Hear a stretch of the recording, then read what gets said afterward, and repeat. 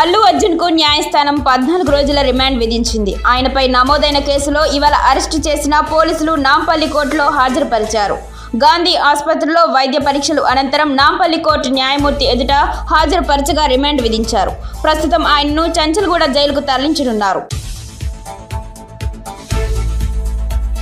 అల్లు అర్జున్ కు న్యాయస్థానం 14 రోజుల రిమాండ్ విధించింది. ఆయనపై నమోదైన కేసులో ఇవాళ అరెస్టు చేసిన పోలీసులు నాంపల్లి కోర్టులో హాజరుపరిచారు.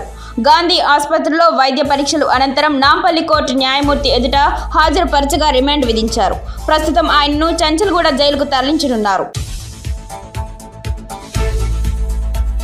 అల్లు అర్జున్ కు న్యాయస్థానం 14 రోజుల రిమాండ్ విధించింది. ఆయనపై నమోదైన కేసులో ఇవాళ అరెస్టు చేసిన పోలీసులు నాంపల్లి కోర్టులో హాజరుపరిచారు.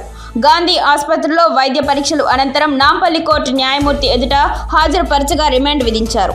ప్రస్తుతం ఆయన్ను చంచల్గూడ జైలుకు తరలించనున్నారు.